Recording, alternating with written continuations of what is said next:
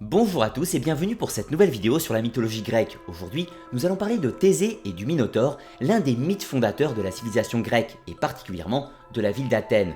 Nous allons parler de la légende des temps anciens, mais également du mythe philosophique qui se cache dans cette histoire.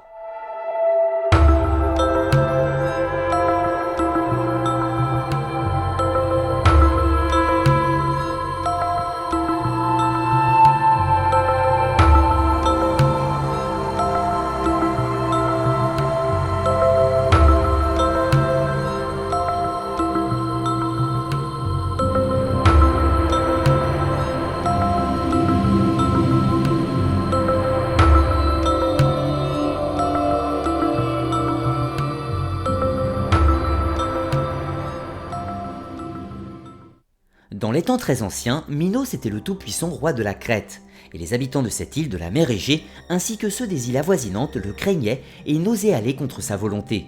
Mais un jour, ses deux frères entreprirent de lui ravir le trône. C'est alors pour montrer à tous son très grand pouvoir et mettre fin à la conjuration que le grand roi Minos pria le dieu des mers Poséidon de lui accorder un présent comme emblème de son pouvoir. Exaucant ce vœu, Poséidon fit surgir de l'écume et des vagues furieuses un taureau blanc aussi sauvage que beau. Au comble de sa joie, le roi ne se doutait pas alors qu'il aurait à regretter cette faveur divine. Bien des années auparavant, Minos avait épousé la fille du soleil, la très belle Pasiphaë. Le couple avait eu plusieurs enfants et rien ne semblait devoir s'opposer au bonheur du roi, de la reine et des jeunes princes et princesses. Mais un jour, par quelques enchantements, la reine Pasiphaë s'éprit du superbe taureau blanc de son époux et ne tarda pas à enfanter un monstre, mi-homme, mi-taureau, le Minotaure.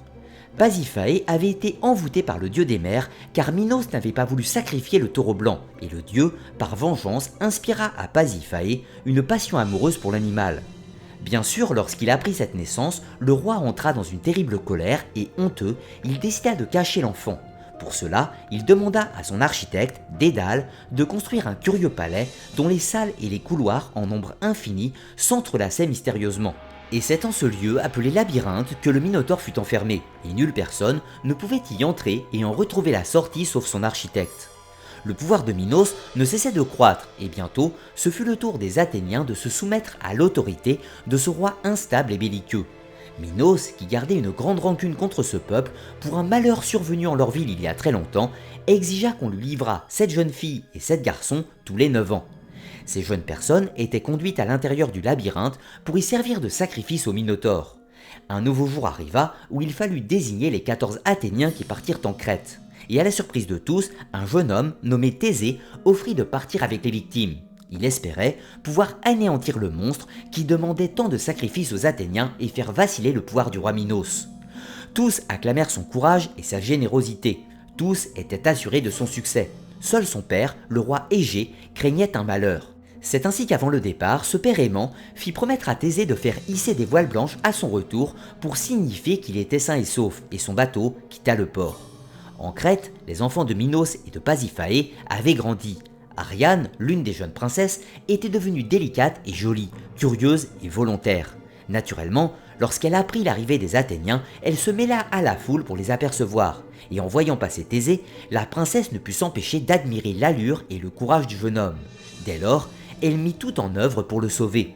Elle fit venir Dédale et lui demanda un moyen de sortir du labyrinthe, car lui seul en connaissait les secrets. Ensuite, elle fit venir Thésée et lui assura qu'elle pouvait l'aider, mais en échange, elle fit promettre au héros athénien de l'emmener avec lui après sa victoire contre le Minotaure. Thésée accepta et Ariane, suivant les recommandations de Dédale, lui donna une pelote de laine, le fameux fil d'Ariane. Le lendemain, on conduisit les Athéniens jusqu'au labyrinthe pour le grand sacrifice. À l'intérieur du palais, Thésée accrocha le fil d'Ariane à une extrémité de la porte, puis il le déroula au fur et à mesure de sa progression dans le labyrinthe. À l'intérieur, accompagné de ses 13 concitoyens, il se guidait au son des râles du monstre. Il approcha bientôt de la chambre du Minotaure et sans attendre, Thésée leva son épée pour le terrible combat qui s'ensuivit. Il finit par transpercer le monstre de tous côtés et le cloua au sol pour le mettre à mort. Une fois le combat terminé, le jeune homme reprit la pelote à l'endroit même où il l'avait laissée. Il n'avait qu'à suivre le fil pour revenir sur ses pas et s'échapper du labyrinthe, suivi des 13 autres Athéniens. Il alla rejoindre la princesse qui l'avait tant aidé et tous se précipitèrent au bateau afin de quitter l'île de Crète avant le terrible courroux du roi Minos. Thésée et ses compagnons firent alors escale sur l'île de Naxos. Ariane, épuisée par ses aventures et le voyage en mer, songea à sa famille, à ses amis, à sa patrie, à tout ce qu'elle avait abandonné pour sauver et suivre Thésée. Elle ne tarda pas à s'endormir. Thésée profita de son sommeil pour délaisser la princesse et sans elle, il quitta Naxos et fit route vers Athènes. Mais dans sa joie et sa précipitation, il oublia de hisser les voiles blanches comme il l'avait promis à son père. Celui-ci guettait chaque jour le retour de son fils. Aussi fut-il submergé par la douleur lorsqu'il vit approcher le navire aux voiles sombres. Pour lui, c'était le signe de la mort de son enfant. Du haut du rocher où il se trouvait, il se jeta alors dans la mer, celle-ci qui depuis porte son nom, la mer Égée. En apprenant la mort de son père, Thésée se souvint de sa promesse et regretta vivement son empressement. Sa tristesse fut immense, et par la suite, il devint néanmoins roi d'Athènes et de nombreuses autres aventures l'attendaient. L'histoire de Thésée et du Minotaure est une légende qui a pour but de raconter une histoire des temps anciens sous une forme fantastique ou allégorique si vous préférez.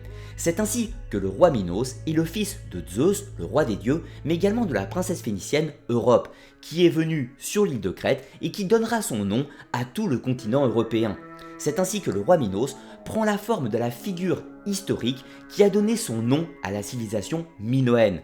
Une civilisation qui a existé entre 2000 et 1200 avant Jésus-Christ et qui sera découverte par l'archéologue britannique Arthur Evans et qui a régné sur toute la mer Égée. De l'autre côté, nous avons Thésée qui est le fils d'Égée ou alors, suivant les versions, de Poséidon, le dieu des mers. Thésée, qui deviendra le roi d'Athènes, représente quant à lui symboliquement le héros de la civilisation mycénienne, une civilisation qui va quant à elle s'étendre de 1800 à 1200 avant Jésus-Christ également, mais qui va supplanter militairement, dominer si vous préférez, la civilisation minoenne. Elle va la vaincre militairement et s'approprier toute sa culture. C'est ainsi que le combat symbolique entre Minos et son fils le Minotaure, et de l'autre côté Thésée, le héros athénien, est un symbole qui a pour but de raconter un passé ancien, celui des civilisations minoennes de l'île de Crète et mycéniennes de la Grèce continentale. Mais en plus de cela, l'histoire de Thésée est également un mythe philosophique dans le but de donner un enseignement. C'est ainsi que Thésée part à l'aventure avec sa seule foi et son seul courage afin de terrasser le monstre, la créature chthonienne qui se cache dans le labyrinthe.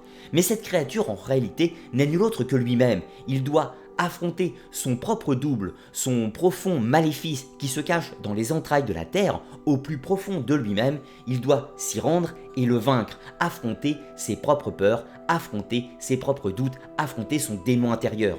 Mais l'autre message très important est le fil d'Ariane, c'est le fil de la raison. Car pour entrer dans les profondeurs de son être et ne pas sombrer dans la folie et surtout revenir à la lumière à l'issue, il faut ce fil de la raison qui est le vecteur du salut. Tous les protagonistes de cette histoire ont donc une mission bien précise. Ariane est la force transformatrice qui va permettre au héros masculin d'accomplir son exploit. Le Minotaure est la créature souterraine, le démon, le diable, représentant les forces primitives de la nature. Quant à Minos, il est l'ancien héros, l'ancien roi vieillissant qui cherche à maintenir son pouvoir contre vents et marées, mais qui sera fatalement supplanté par la nouvelle génération.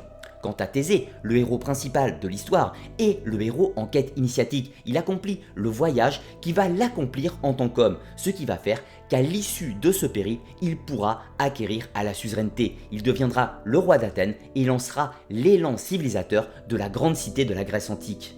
Et il ne pourra accomplir cet exploit qu'après la victoire sur le Minotaure, à la victoire sur son côté sombre, ses démons intérieurs, les vaincre, les dominer et surtout les dépasser.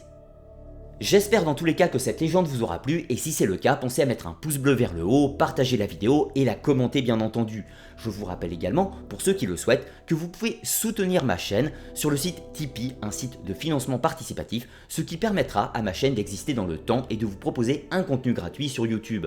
Dans tous les cas, je vous dis à très bientôt pour de nouvelles vidéos histoire, archéologie et mythologie sur Arcana TV. À très bientôt.